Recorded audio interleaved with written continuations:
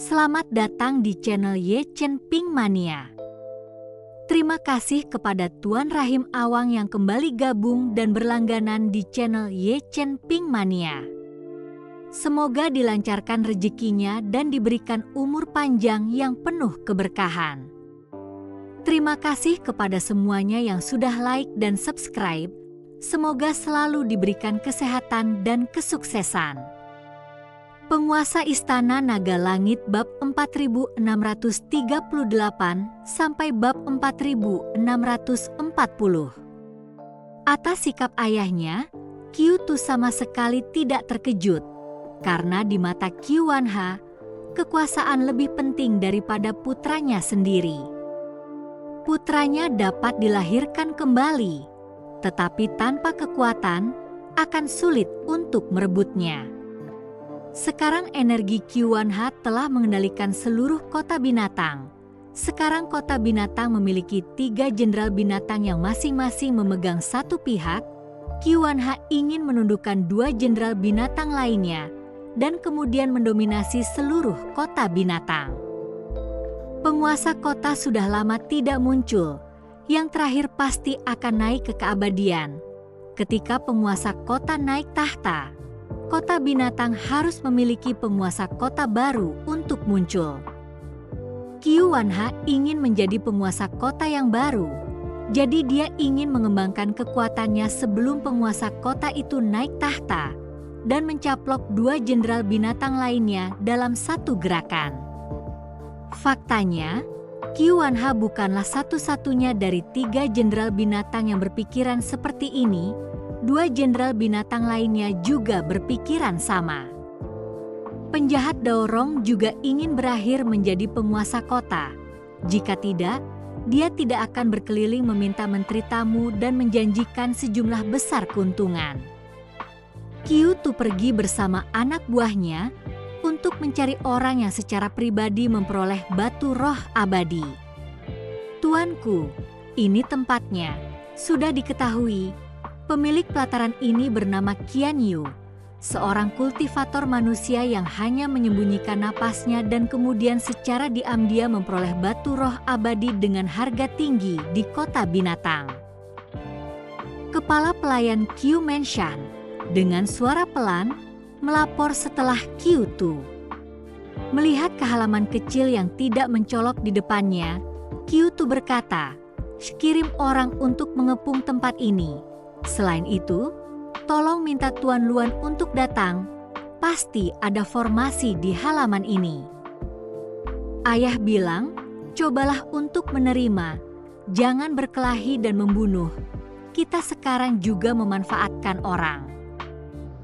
Qiu Tu tahu kalau pelataran dalam memiliki formasi tidak bisa ditembus dan seorang kultivator manusia bersembunyi di kota binatang untuk waktu yang lama, tetapi juga memperoleh batu roh abadi secara pribadi, juga suatu kemampuan.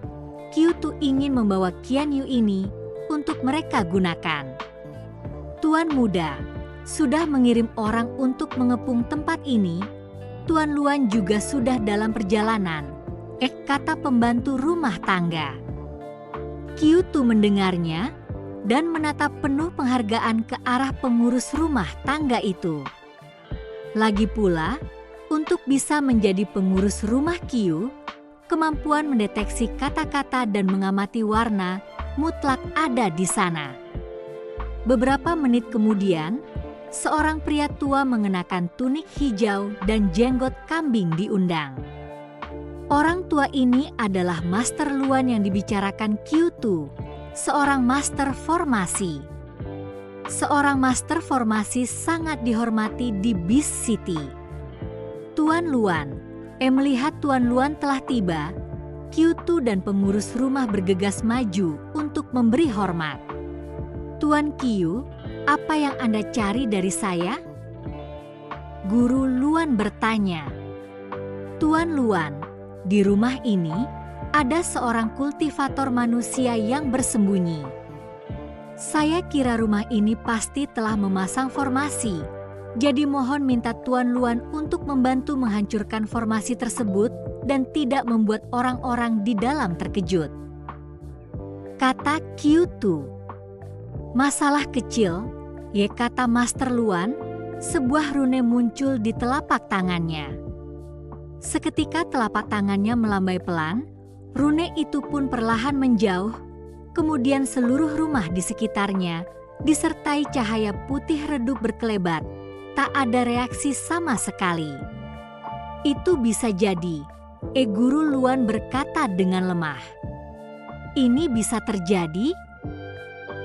Q2 terkejut, lalu tak bisa menahan diri untuk memuji. Master Luan memang pantas disebut sebagai ahli formasi, benar-benar hebat.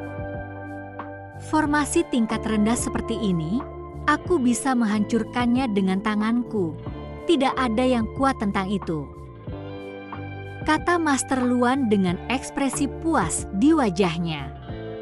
Setelah memecah formasi, Q2 memimpin orang-orang untuk langsung menyerbu ke dalam halaman. Pada saat ini, Qian Yu masih memilah-milah batu roh abadi yang didapatkannya. Dia berencana untuk meminta Chen Ping datang mengambilnya.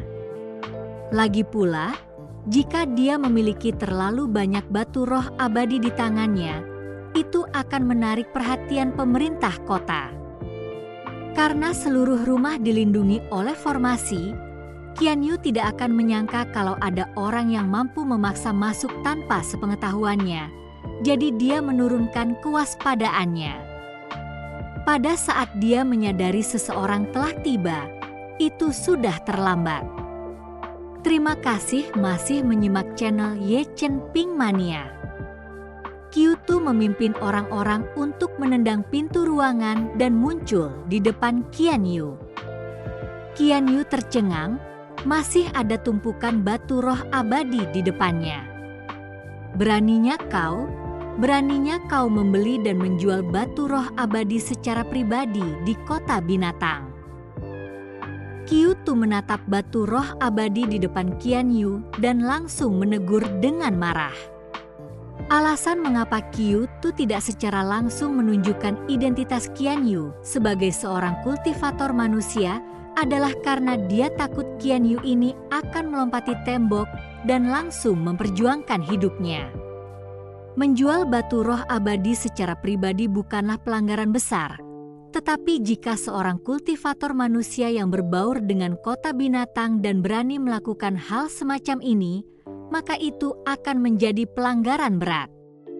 Tuan Qiu, melihat bahwa Qiu sendirilah yang membawa orang ke sini, Qian Yu sedikit terkejut. Lagi pula, hal semacam ini tidak seperti biasanya dilakukan oleh tim penegak hukum kota binatang buas. Bagaimana mungkin orang dengan status seperti Qiu Tui secara pribadi memimpin orang lain untuk menangkap penjual batu roh abadi? Karena kamu sudah mengenalku, itu akan menghemat waktumu. Akui dosa-dosamu dengan patuh dan jaga tanganmu dari rasa sakit yang menusuk kulit dan daging. Q2 berkata sambil mendengus dingin. Qian Yu melihat bahwa Q2 tidak menyadari identitas manusianya. Dia diam-diam menghela napas lega, lalu menundukkan kepalanya dan berkata, Tuan Qiu, saya bersalah. Saya secara pribadi menjual batu roh abadi. Saya mengaku bersalah dan menerima hukuman.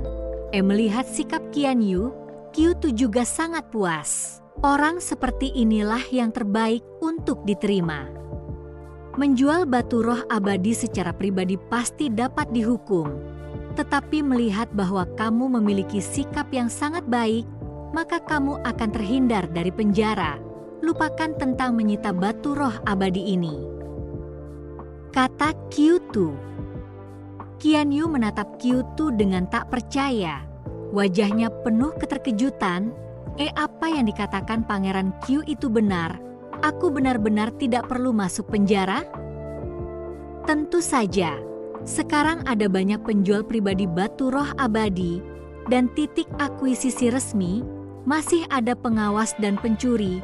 Ada banyak hal seperti itu sekarang. Kita hanya menutup mata terhadapnya. Q2 berkata dengan santai. Qian Yu tercengang. Dia tidak percaya. Ini semua kata-kata yang diucapkan Qiu Tu. Untuk diketahui, Qiu Tu ini dapat mewakili pemerintahan kota. Apakah pemerintahan kota terhadap penjualan batu roh abadi secara pribadi begitu toleran? Tuan Qiu, ini, untuk beberapa saat, Qian Yu tidak tahu harus berkata apa. Sikap Qiu Tu membuatnya merasa sedikit tidak nyata. Saya bisa mengerti bahwa Anda menjual batu roh abadi secara pribadi, dan itu tidak lebih dari sekadar cara untuk mencari nafkah.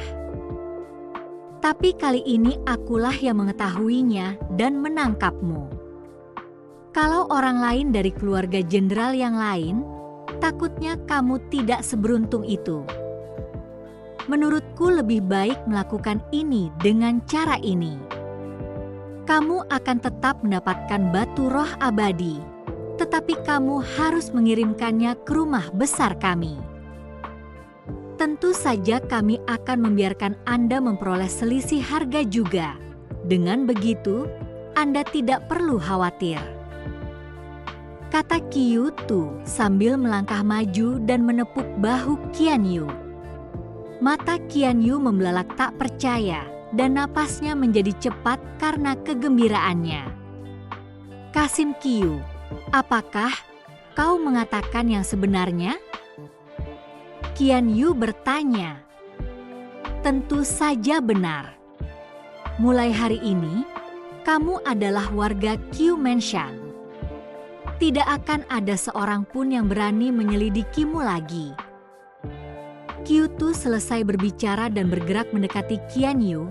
Aku tahu kamu adalah manusia, tapi rumah Qiu kami tidak pernah membeda-bedakan ras lain, jadi kamu tidak perlu khawatir. Perkataan Qiu Tu bagaikan bom besar yang meledak tanpa ampun di hati Qian Yu. Dia tidak pernah menyangka kalau kini Beast City tidak akan lagi mendiskriminasi ras lain. Ini malah membiarkan ras lain muncul di Beast City? Kalau begitu, aliansi perlawanan macam apa yang masih dia ikuti? Tidak perlu baginya untuk melawan sama sekali. Tuan Qiu, aku, Qian Yu, bersedia melayani Anda dan melewati api tanpa ragu-ragu. Qian Yu dengan gembira berlutut di kaki Qiu Tu.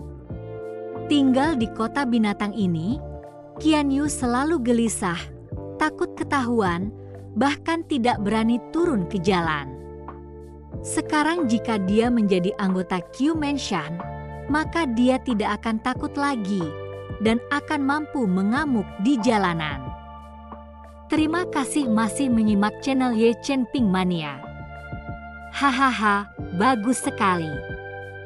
Kamu hanya perlu melakukan pekerjaan dengan baik.